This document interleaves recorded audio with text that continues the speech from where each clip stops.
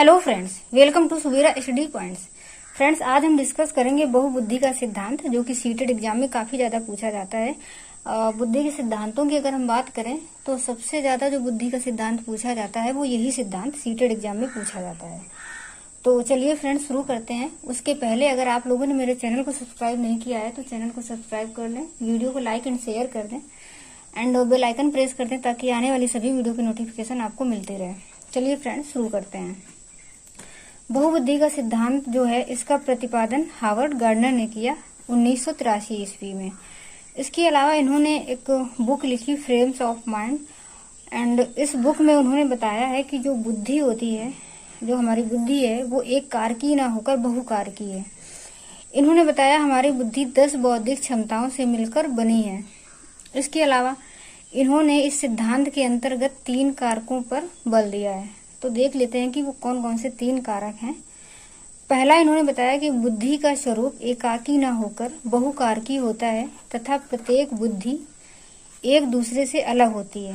मतलब इनके कहने का ये मतलब था कि जो हमारी बुद्धि का स्वरूप है वो एकाकी नहीं होती, उसमें बहुत सारे कारक होते हैं, और जो कारक होते हैं प्रत्येक बुद्धि के, तो प्रत्येक बुद्धि एक दूसरे से अलग होती है। मतलब पूरी तरीके से कह सकते हैं कि स्वतंत्र होती है। उसके अलावा जो इन्होंने दूसरा पॉइंट बताया, बुद्धि के विभिन्न प्रकारों में एक दूसरे के साथ अंतःक्रिया करने की प्रवृत्ति पाई जाती है। मतलब जो बुद्धि के कारक होते हैं वो एक दूसरे से अलग होते हैं, लेकिन जब वो काम करते हैं तो एक दूसरे के साथ अंतःक्रिया करके और किसी काम को करते हैं। फिर अगला इन्होंने बताया, प्रत्येक व्यक्ति में विलक्षण योग्यता होती है। मतलब प्रत्येक व्यक्ति में एक विशिष्ट योग्यता होती है, कुछ न कुछ उनमें विशेषता पाई जाती है। क्योंकि फ्रेंड्स, जो प्रत्येक व्यक्ति होते हैं उनमें हर एक व्यक्ति में कुछ न कुछ विशेषता अवश्य होती है। इसके बाद फ्रेंड्स देख लेते हैं जो इन्होंने 10 बौद्धिक क्षमताएं बताई हैं वो कौन कौन सी हैं। तो देखते हैं गार्डनर की क्षमताएं।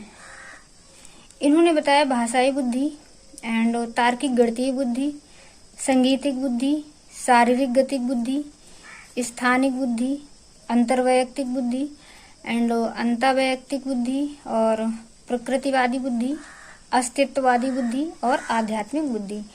तो सबसे पहले देख लेते हैं, इनको डिटेल में देख लेते हैं कि कौन सी बुद्धि किस तरीके के व्यक्तियों में पाई जाती है।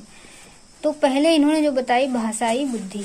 भाषाई बुद्धि की अगर हम बात करें तो भाषा प्रयोग से संबंधित योग्यता, मतलब भाषा का कुशलता से प्रयोग करने की जिसमें योग्यता होगी उसे हम भाषाई बुद्धि के अंतर्गत रखेंगे। मतलब भाषा का जो प्रवाह है वो अच्छे से जिन व्यक्तियों में होता है उन्हें हम भाषाई बुद्धि के अंतर्गत रखते हैं। जैसे कि एक कवि हो गया, लेखक, वकील, पत्रकार, शिक्षक, नेता, इनमें जो है भाषाई बुद्धि पाई जाती है। ये जो है भाषा का प्रयोग करने में काफी कुशल होते हैं। उसके बाद बात करेंगे तार्किक गणितीय बुद्धि। तो जिन व्यक्तियों में तार्किक चिंतन या फिर गणितीय योग्यता पाई जाती है उन्हें हम तार्किक गणितीय बुद्धि के अंतर्गत रखते हैं। जैसे कि वैज्ञानिक हो गए, अर्थशास्त्री या फिर गणितज्ञ, इस तरह के लोगों में तार्किक गणितीय बुद्धि पाई जाती है। अगली बुद्धि है संगीतिक बुद्धि। संगीतिक बुद्धि की बात अगर करें तो ऐसी बुद्धि जो संगीत के प्रति काफी ज्यादा लगाव रखते हैं या संगीत में उनकी काफी रुचि होती है, तो ऐसे लोगों को, मतलब ऐसे लोगों में संगीतिक बुद्धि पाई जाती है। जैसे कि गीतकार हो गए, संगीत निर्माता, संगीतकार, तो इस टाइप के लोगों में संगीतिक बुद्धि पाई जाती है। ऐसे लोग संगीत में काफी ज्यादा रुचि रखते हैं। जैसे कि हमारे गायक लोग हो गए, इन सभी में संगीतिक बुद्धि होती है। उसके बाद बात करें शारीरिक गतिक बुद्धि। तो ऐसे व्यक्ति जिसमें शारीरिक क्रियाओं के उपयोग के साथ साथ उसमें शारीरिक क्रियाओं को नियंत्रण करने की भी योग्यता होती है, उन्हें हम शारीरिक गतिक बुद्धि के अंतर्गत रखते हैं। जैसे कि खिलाड़ी हो गया, नर्तक, एथलीट, अभिनेता या फिर सर्जन।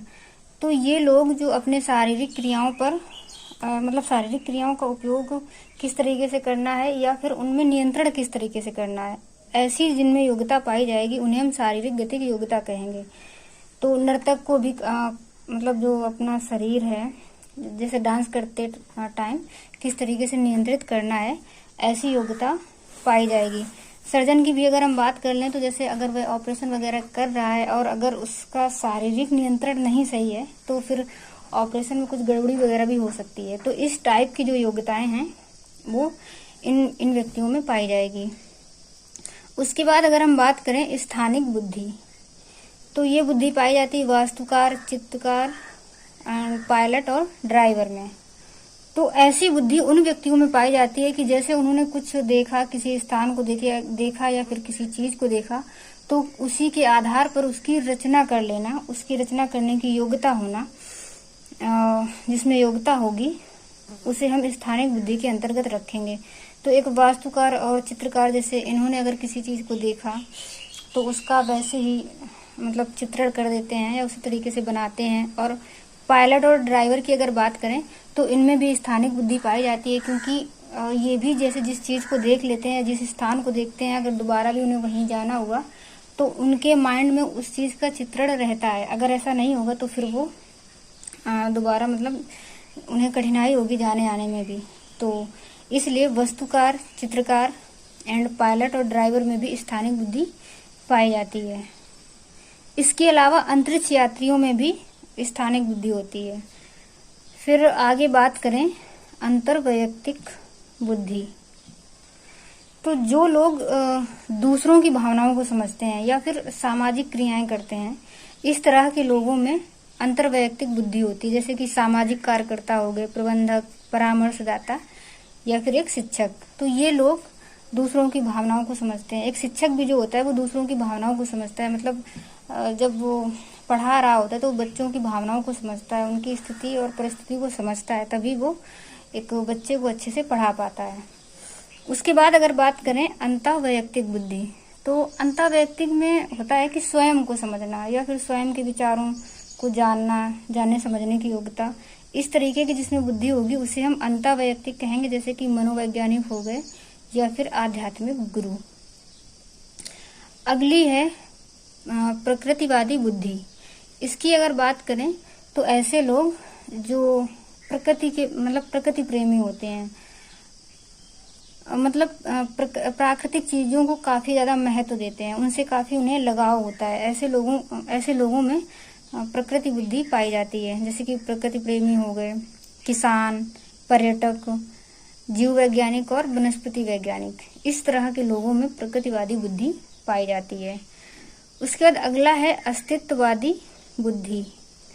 तो ऐसे लोग मतलब अस्तित्व पर चिंतन करते हैं, जैसे कि मानव अस्तित्व के संबंध में चिंतन करना या किसी अन्य भी चीजों के बारे में चिंतन करना, मतलब जैसे ब्रह्मांड का क्या अस्तित्व है, इस तरीके से किसी भी चीज का क्या अस्तित्व है, इस तरीके की जिसमें बुद्धि पाई जाती है उसे हम अस्तित्ववादी बुद्धि के अंतर्गत रखेंगे। तो ऐसे लोग जैसे खोजकर्ता हो गए या वैज्ञानिक वगैरह। उसके बाद आध्यात्मिक बुद्धि, तो आध्यात्मिक बुद्धि में वही लोग आ जाएंगे जो स्वयं से खुद का चिंतन करते हैं या मतलब कि आध्यात्म से जुड़े होते हैं या कई चीजों के बारे में चिंतन वगैरह करते रहते हैं, जैसे दार्शनिक हो गए और साधु संत फकीर। इस टाइप के लोग में आध्यात्मिक बुद्धि पाई जाती है। तो चलिए फ्रेंड्स, आज की वीडियो में इतना ही रखते हैं और मैं आशा करती हूँ कि आप लोगों को बहुबुद्धि का सिद्धांत अच्छे से समझ में आ गया होगा। और सीटेट एग्जाम में जो बुद्धि के सिद्धांतों में सबसे ज्यादा पूछा जाता है वो हार्वर्ड गार्डनर का बहुबुद्धि का सिद्धांत ही पूछा जाता है। तो चलिए फ्रेंड्स, अगले वीडियो में अगले कुछ और सिद्धांत डिस्कस करेंगे। तब तक के लिए bye bye and take care.